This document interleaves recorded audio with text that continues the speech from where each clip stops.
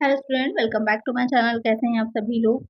आप लोग के लखनऊ यूनिवर्सिटी में इंट्रेंस एग्जाम होने वाला है, जिसमें कि बीकॉम में जो बच्चे हैं, आप लोगों ने बीकॉम में जिन लोगों ने फॉर्म फिल किया है, जिनका एंट्रेंस एग्जाम जो कि जुलाई में होना है, उसकी प्रिपरेशन कर रहे हैं, तो उसमें आप लोग ने सब्जेक्ट तो देख ही लिए होंगे जो कि आपके एग्जाम में पूछे जाने हैं। तो कॉमर्स से रिलेटेड या फिर जो अकाउंट्स है उससे रिलेटेड क्वेश्चन जो आपके पूछे जाने हैं, वो क्वेश्चन मैं आप लोग को सॉल्व करा दूंगी, जिससे कि आप लोग के ये पोर्शन जो कि आपका कॉमर्स से या अकाउंट से आ रहा है, उसकी तैयारी आपकी अच्छी हो सके।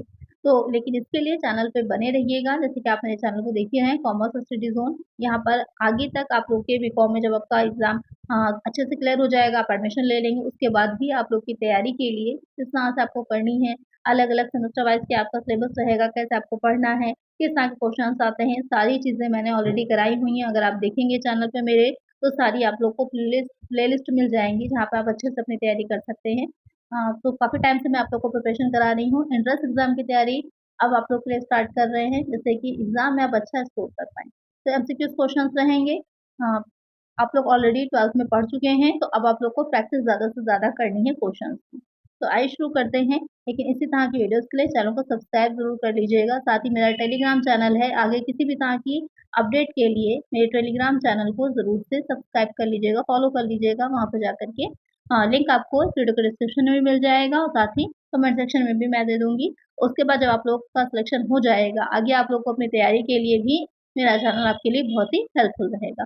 अब लेट नहीं करते हैं, शुरू करते हैं। फर्स्ट क्वेश्चन लेते हैं। इसमें बेसिक से स्टार्ट कर रहे हैं। सबसे पहले बुक कीपिंग की बात करेंगे अकाउंट्स में। Book keeping is mainly concern with which of the following. Book keeping मुख्य रूप से निम्नलिखित में से किसके साथ संबंधित होती है? रिकॉर्डिंग फाइनेंशियल ट्रांजेक्शन, वित्तीय लेन देन दर्ज करना, प्रिपरेशन ऑफ फाइनेंशियल स्टेटमेंट, वित्तीय विवरण तैयार करना, या फिर फाइनेंशियल एनालिसिस वित्तीय विश्लेषण, या फिर ऑडिटिंग लेखा परीक्षा। अब यहाँ पर कह रहा है जो बुक कीपिंग होती है, पुस्तक पालन जिसको हिंदी में बोला जाता है, तो वो किससे रिलेटेड होता है, मेनली ये कह रहा है।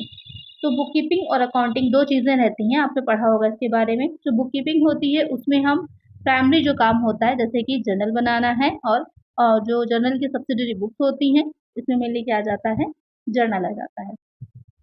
सबसे पहले जर्नल बनाएंगे, उसकी जो प्लस में जो सब्सिडरी बुक्स होती हैं या फिर जो कैश बुक होती है, उनको प्रिपेयर करते हैं। उसके बाद हम जो लेजर होता है उसको तैयार करते हैं। बस यही तक का काम हमारा बुक कीपिंग में आता है। उसके बाद जो काम होता है वो सब क्या है, वो अकाउंटिंग कहलाता है। तो यहाँ पर जो आपका क्वेश्चन है कि किसके साथ संबंधित है, तो ये रिकॉर्डिंग फाइनेंशियल ट्रांजेक्शन, वित्तीय लेन देन दर्ज करना। सबसे पहले क्रोनोलॉजिकल वे में हम जर्नल में एंट्री करते हैं। उसके बाद हम उससे जो सब्सिडरी बुक्स होती हैं उसमें एंट्री करेंगे साथ में ही, और उसके बाद हम उससे लेजर प्रिपेयर करते हैं। तो यहाँ पर करेक्ट आंसर हमारा ऑप्शन ए हो जाएगा। फाइनेंशियल स्टेटमेंट वो तो आपके अकाउंट में चले जाएंगे, और फाइनेंशियल एनालिसिस जो है वो उसके भी बाद की प्रोसेस होती है, और ऑडिटिंग तो सबसे लास्ट में आ जाता है। तो करेक्ट आंसर हमारा ऑप्शन ए हो जाएगा। चलिए नेक्स्ट है। Which of the following is the primary objective of book keeping. Book keeping का प्राथमिक उद्देश्य निम्नलिखित में से कौन सा है? टू डिटरमाइन द प्रॉफिट और लॉस ऑफ ए बिजनेस, किसी व्यवसाय का लाभ या हानि निर्धारित करना। To keep a systematic record of financial transaction, वित्तीय लेन देन का व्यवस्थित रिकॉर्ड रखना।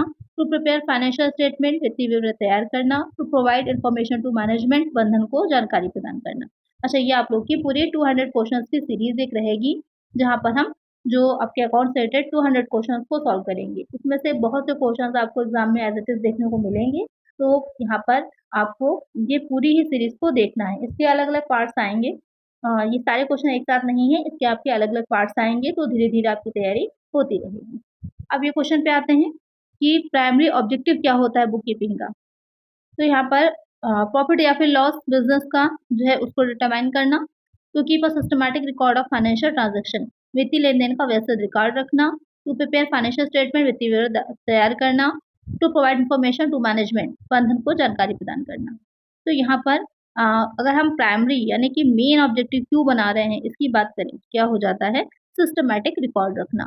To keep systematic record of financial transaction, कि हम ये देख सकें कि जो भी हमने लेन देन किए, जो ट्रांजेक्शन किए हैं, उनका रिकॉर्ड रखना, कि जिससे हमें डेट वाइज रिकॉर्ड सही से पता चल सके हमारी अभी फाइनेंशियल जो पोजीशन है वो क्या है, इसके साथ हमने क्या क्या व्यवहार किए हैं, कौन सी पार्टीज हैं, कौन से डेटर्स हैं, कौन क्रेडिटर्स हैं, सारी चीज़ों की हमको जानकारी मिल सके। तो ये प्राइमरी ऑब्जेक्टिव होता है। करेक्ट आंसर हमारा ऑप्शन बी हो जाएगा। नेक्स्ट क्वेश्चन है, accounting is considered as a process of, लेखांकन को किस प्रक्रिया के रूप में माना जाता है? Recording, classifying and summarising financial transaction, वित्तीय लेन देन को रिकॉर्ड करने, वर्गीकृत करने और सारांशित करने की प्रक्रिया, ओनली रिकॉर्डिंग ट्रांजैक्शन, केवल लेन देन दर्ज करना, ओनली प्रिपेयरिंग फाइनेंशियल स्टेटमेंट, केवल वित्तीय विवरण तैयार करना, फाइनेंशियल एनालिसिस ओनली, केवल वित्तीय विश्लेषण। अब यहाँ पर कह रहा है accounting is considered as a process of, यानी अकाउंटिंग, अब यहाँ पर देखिए बुक कीपिंग की बात नहीं हो रही, यहाँ बात लेखांकन की हो रही है। तो लेखांकन यानी कि अकाउंटिंग क्या प्रोसेस है, किस तरह के प्रोसेस है? तो इसमें क्या आ जाएगा? Recording, classifying, summarising financial transaction. अगर आप बात करें रिकॉर्ड करना, ये काम तो बुक कीपिंग का था।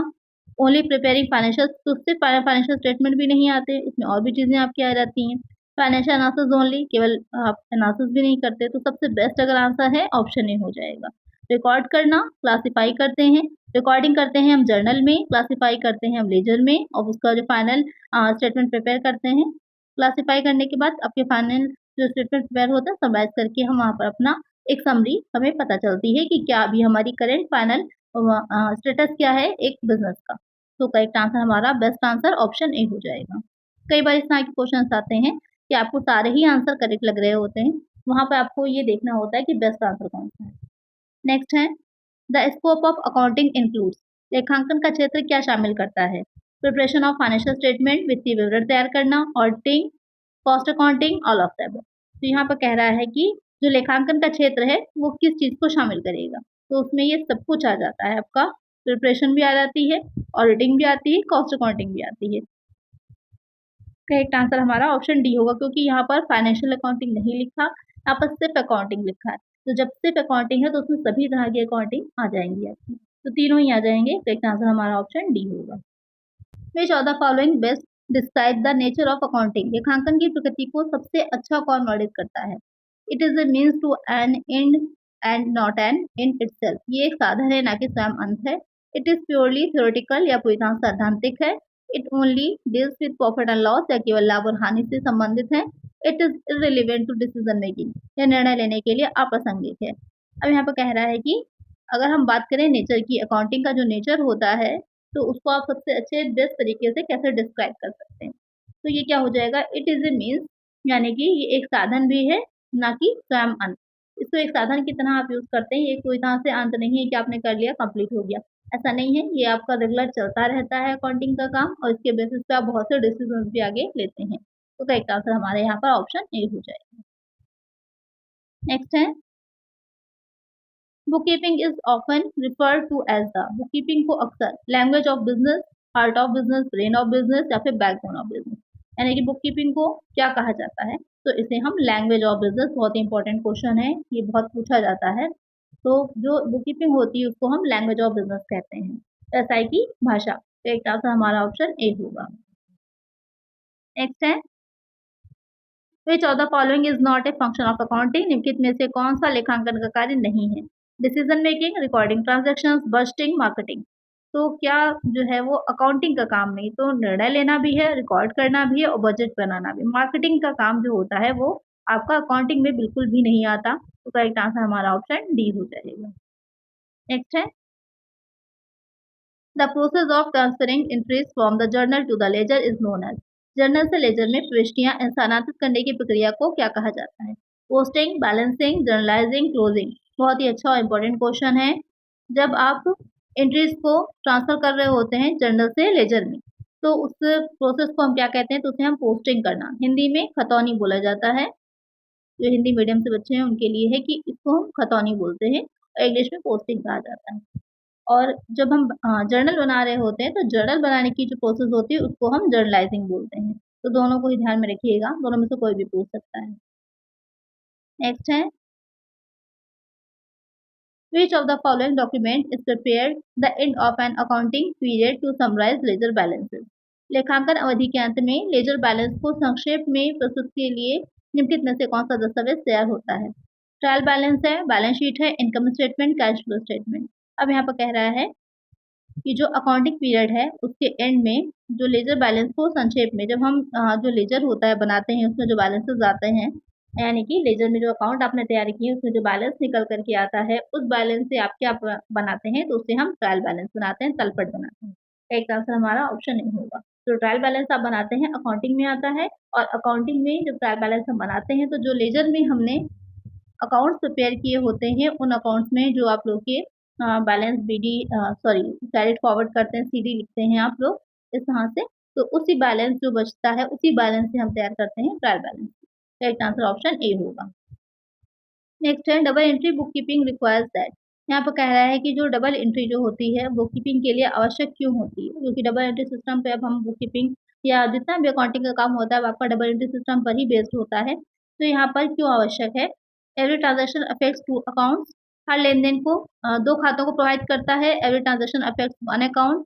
Every transaction is recorded twice, या पे इनमें से कोई नहीं। तो यहाँ पर जो कह रहा है कि जो डबल एंट्री होता है आपका बुक कीपिंग क्यों रिक्वायर्स होती है, क्योंकि every transaction effects two account. आप डेबिट एक बार करते हैं उस चीज को और उसके बाद आप उसको क्रेडिट करते हैं। तो यहाँ पर क्या हो जाएगा कि हर लेन देन दो खातों को प्रभावित करता है। तो करेक्ट आंसर हमारा ऑप्शन ए हो जाएगा। नेक्स्ट है what is the primary purpose of a ledger. Ledger का प्राथमिक उद्देश्य क्या होता है? टू रिकॉर्ड डेली ट्रांजेक्शन, दैनिक लेन देन दर्ज करना। To summarise and classify transaction, लेन देन का सारांश और वर्गीकरण करना। टू प्रिपेयर फाइनेंशियल स्टेटमेंट, वित्तीय विवरण तैयार करना। टू ट्रैक इन्वेंट्री, इन्वेंट्री पर नजर रखना। तो यहाँ पर क्वेश्चन कह रहा है जो लेजर हम प्रिपेयर कर रहे हैं उसका प्राइमरी पर्पस क्या होता है। तो उसका प्राइमरी पर्पस क्या होता है? To summarise and classify transaction, लेन देन का सारांश और वर्गीकरण करना। एक आंसर हमारा ऑप्शन बी है, क्योंकि आपने वो बनाया है जर्नल। जर्नल में तो सारी आपने जो ट्रांजेक्शन थे उनकी एंट्री कर ली, क्रोनोलॉजिकल वे में कर ली, लेकिन सारी एंट्रीज एक साथ होती हैं। उनको अलग अलग क्लासिफाई करना, वर्गीकृत करने का काम कहाँ हम करते हैं, वो हम करते हैं लेजर में। तो यहाँ पर समराइज करना और क्लासिफाई करना। चलिए नेक्स्ट है। नेक्स्ट है which of the following accounts will appear in the balance sheet. निम्नलिखित में से कौन सा खाता बैलेंस शीट में दिखाई देगा? कैपिटल अकाउंट है, रेंट एक्सपेंसेस है, सेल्स रेवेन्यू है, या फिर परचेज अकाउंट है। तो यहाँ पर कह रहा है कि कौन सा अकाउंट होता है जो कि आपका बैलेंस शीट में दिखाता है। तो बैलेंस शीट में आपको पता होगा कि रियल अकाउंट और जो पर्सनल अकाउंट होते हैं उनको ही हम दिखाते हैं। ये तो बेसिक सा है, आपने पढ़ाई होगा कि जो पर्सनल और जो रियल अकाउंट्स होते हैं उनको हम बैलेंस शीट में दिखाते हैं। नॉमिनल अकाउंट जो होते हैं वो प्रॉफिट एंड लॉस अकाउंट में जाते हैं। तो यहाँ पर जो क्वेश्चन आपका कह रहा है, तो अगर इसमें देखिएगा तो रेंट, तो यहाँ पर रेंट, सेल्स, परचेज, ये आपके तीनों ही नहीं होंगे, ना रियल होंगे ना पर्सनल होंगे। तो यहाँ पर जो कैपिटल अकाउंट है ये सिर्फ आपका जाएगा बैलेंस शीट में। तो करेक्ट आंसर हमारा ऑप्शन ए हो जाएगा। तो अगर आपको बेसिक रूल्स बहुत अच्छे से याद हैं तो इस तरह के क्वेश्चन आप बहुत आसानी से सॉल्व कर सकते हैं। करेक्ट आंसर हमारा ऑप्शन ए होगा। नेक्स्ट है अकाउंटिंग प्रोवाइड्स इंफॉर्मेशन टू। लेखांकन को जानकारी प्रदान करता है। यहाँ पर आपको जो क्वेश्चन मैं करा रही हूँ एक सिस्टमैटिक ढंग से हम चल रहे हैं। अगर आप लोग कहिए कि मिक्स क्वेश्चन तो फिर मिक्स क्वेश्चन आप लोग के लिए लेकर के आते हैं। ये तो इसी तरह से आप लोग के जो टॉपिक वाइज है उससे क्वेश्चन लेंगे जिससे कि आपको एक एक टॉपिक अच्छे से क्लियर हो जाएगा। आप लोग कमेंट करके बताइए अगर मिक्स क्वेश्चन आप लोग कहते हैं तो फिर मिक्स क्वेश्चन आप लोग कराएंगे।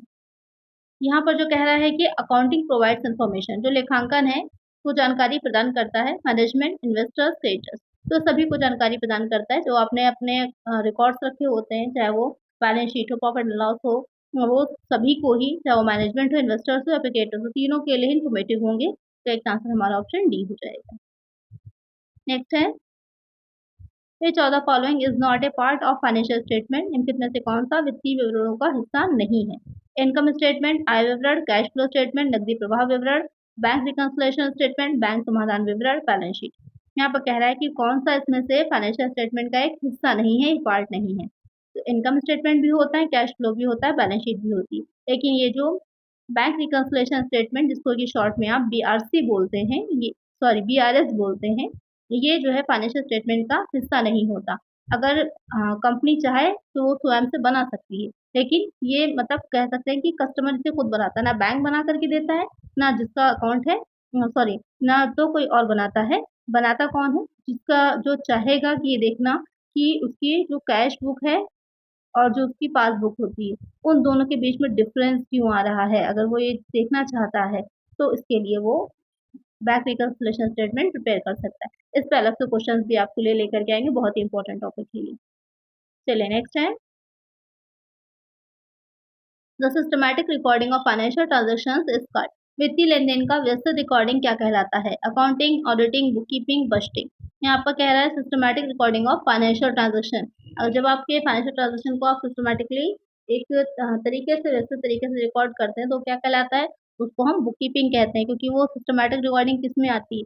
आप पहले बनाते हैं जर्नल, वहाँ पर करते हैं क्रोनोलॉजिकल वे में सिस्टमैटिक, उसके बाद उससे आप जो है क्लासिफाई करके अच्छे से लेजर बनाएंगे, तो किसमें कर रहे हैं? बुककीपिंग में। दोनों ही चीज़ें आ जाती हैं। एक आंसर हमारा ऑप्शन सी है। नेक्स्ट है, which account is affected when the owner invested additional capital in the business? जब मालिक व्यवसाय में अतिरिक्त पूंजी निवेश करता है तो कौन सा खाता प्रभावित होता है? Cash account, capital, revenue account, expenses account. तो सिंपल सी बात है, जब आप एक बिजनेस को स्टार्ट करते हैं, कैश लगाते हैं, तो क्या हो जाती है? कैपिटल होती है आपकी, कैपिटल आपकी इन्वेस्ट कर रहे होते हैं तो पूंजी खाता प्रभावित होगा। तो एक आंसर हमारा ऑप्शन बी होगा। नेक्स्ट है, the primary purpose of preparing a trial balance is to. तलपट तैयार करने का प्राथमिक उद्देश्य है verify the arithmetic accuracy of ledger account. Ledger खातों की अंगणितीय सटीकता की पुष्टि करना, रिकॉर्ड ट्रांजेक्शन, डिटरमाइन प्रॉफिट और लॉस, रिकंसाइल बैंक स्टेटमेंट। यहाँ पर कह रहा है कि ट्रायल बैलेंस जो हम प्रिपेयर कर रहे हैं उसका प्राइमरी मुख्य उद्देश्य, मूल उद्देश्य, प्राथमिक उद्देश्य क्या होता है? तो ट्रायल बैलेंस क्यों बनाया जाता है? ट्रायल बैलेंस बना तलपट जिसे कहा जाता है, परीक्षा सूची भी बोला जाता है। मेन ये होता है देखना कि जो अभी तक आपने अकाउंट्स रखे थे, जो अपने एंट्रीज करी थी, वो अर्थमेटिक यानी कि अंगणितीय शुद्धता है उसमें या नहीं है। तो verify the arithmetic accuracy of ledger account. एक आंसर हमारा ऑप्शन ए है, क्योंकि अगर आपने सही बैलेंस निकाला होगा तो आपकी जो ट्रायल बैलेंस है वो मैच कर जाएगा, नहीं तो नहीं मैच करेगा। चलिए नेक्स्ट है, which of the following is the liability account? निम्नलिखित में से कौन सा एक देयता खाता है? Accounts payable, accounts receivable, cash है, इन्वेंट्री है।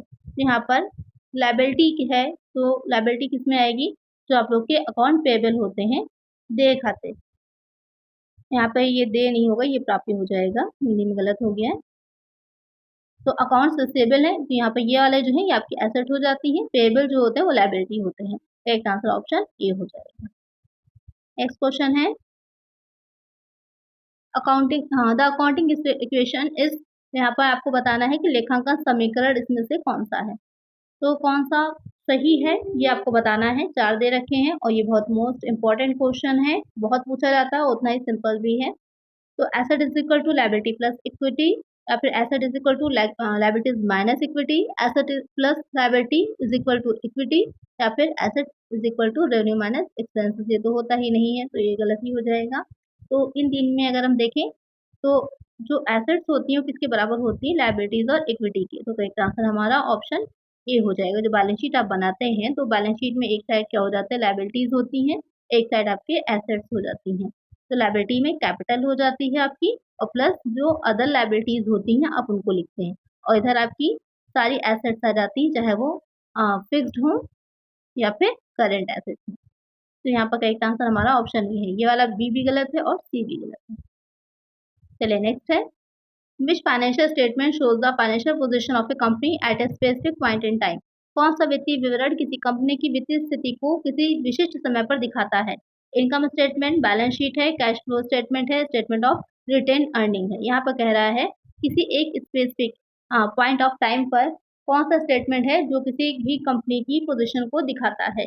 तो कौन सा हो जाएगा? इसका आंसर आप लोग कमेंट सेक्शन में बताइएगा। जितने भी बच्चे इसका आंसर सही सही बताएंगे, नेक्स्ट वीडियो जो आएगी हम यहीं से स्टार्ट करेंगे, और उसको उन सब बच्चों का नाम जो है मैं मेंशन करूंगी। तो ज़रूर से ज़्यादा जो भी स्टूडेंट देख रहे हों आप लोग कमेंट करिएगा, और ज़्यादा फ्रेंड्स ग्रुप में जो भी आप लोग के हों, टेलीग्राम ग्रुप हो, व्हाट्सएप ग्रुप हो, वहाँ पर शेयर कर दीजिएगा वीडियोज़ को। और जो भी टॉपिक्स को आप लोग को और वीडियो चाहिए हैं तो कमेंट सेक्शन में ज़रूर बताइएगा। चैनल के साथ जुड़ जाइएगा, आगे बीकॉम में भी आपके लिए चैनल बहुत हेल्पफुल रहेगा। आज की वीडियो में इतना ही, मिलते हैं नेक्स्ट वीडियो में। Thank you.